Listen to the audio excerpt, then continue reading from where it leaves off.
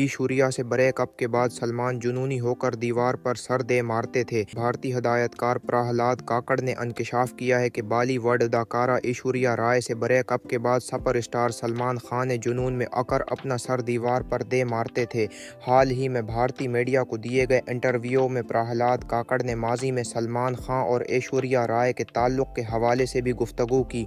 सलमान खान और ऐश्वर्या राय के ब्रेकअप से मुताल्लिक़ प्रहलाद काकड़ ने बताया कि खास वक्त में और सलमान खान एक ही इमारत में रहायश पज़ीर थे। मैंने ऐश्वर्या से ब्रेकअप के बाद सलमान खान को टूट कर जुनूनी होते भी देखा। डायरेक्टर प्रहलाद काकड़ के मुताबिक ब्रेकअप के बाद सलमान अक्सर घर पर अपना सर दीवार पर मारते थे।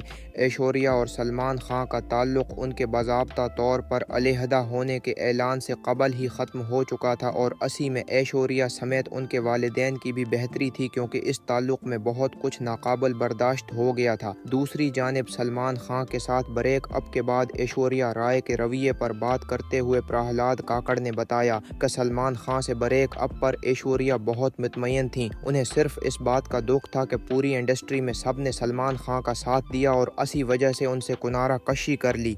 ऐश्वर्या सलमान खान से ब्रेकअप के बाद इंडस्ट्री में किसी पर भरोसा नहीं करती थीं।